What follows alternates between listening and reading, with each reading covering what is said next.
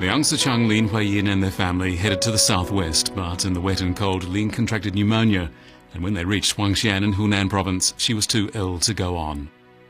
那天的事我还记得很清楚，我们就把这个铺盖卷放在地上，放到大街上。我跟我弟弟、我外婆啊都坐在铺盖卷上。我父亲母亲就去找旅馆。我父亲说呢，他去找旅馆，结果旅馆全住满了，一间空的也没有。而我母亲已经在开始发烧了，怎么办呢？就在这时候，他忽然听见这个旅馆上有一个非常优美的这个小提琴的声音，就是他觉得很奇怪，怎么这个地方有这个西方音乐？他说这个地方怎么还有人拉小提琴拉得这么好？ It so happened that some students on their way to Kunming Air Force Academy were staying at a local inn. Several of them were like Liang Sicheng from Guangdong province, and they offered the family one of their rooms.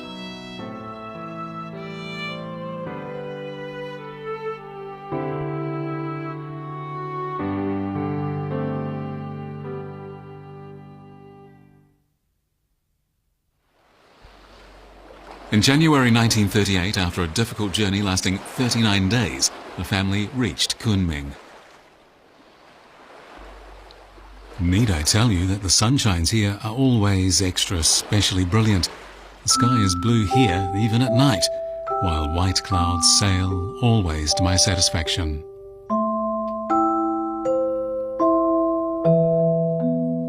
One evening soon after their arrival, Liang Sicheng and Lin Huiyin were reunited with some friends from Beijing who included Jin Yuelin, Qian Duanxiang, Jiang Shiruo and Zhou Peiyuan.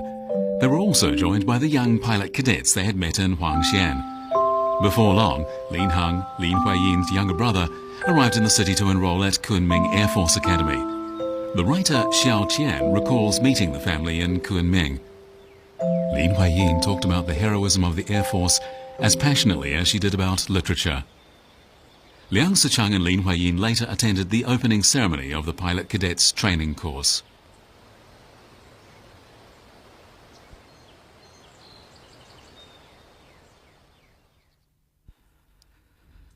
But life was becoming harder.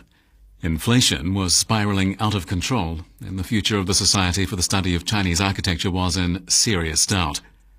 However, shortly after their arrival in Kunming, Liang Sicheng received some good news when his friend John Fairbank informed him in a letter that 2 articles he had written had been published in an American magazine. The remuneration he received from the magazine would help him to cope with the constantly rising prices.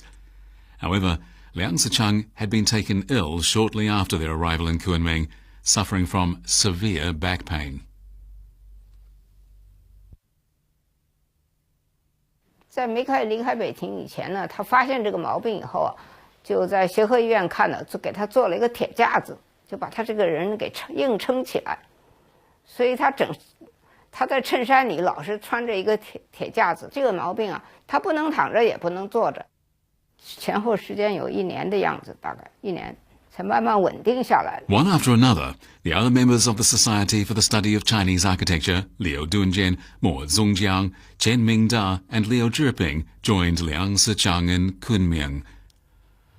The war had forced them to flee to the southwest, but as luck would have it, 7 years earlier they had planned a field investigation in this area, and so the architects decided to undertake what would be the Society's last study tour.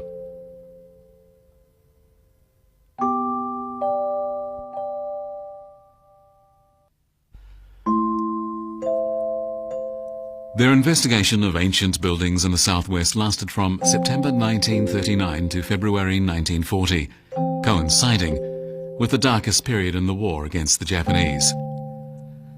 As the research team was constantly moving among war refugees, the Chongqing municipal government issued Liang Sicheng with a special passport containing the words, Liang Sicheng, 39, the bearer of this passport and a native of Xinhui County, Guangdong Province, is a member of the Society for the Study of Chinese Architecture.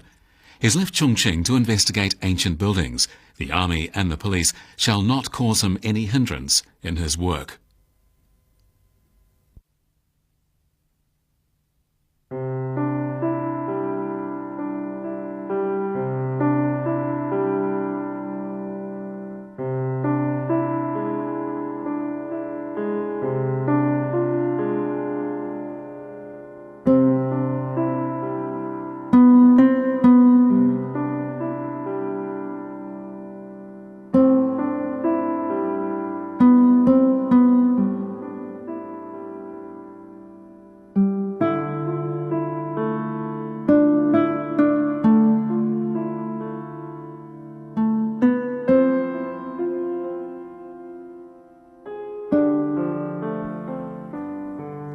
The expedition succeeded in gathering a lot of valuable data that would be vital to the study of the history of Chinese architecture. The data included photographs of ancient buildings and details about the life led by the people in the region.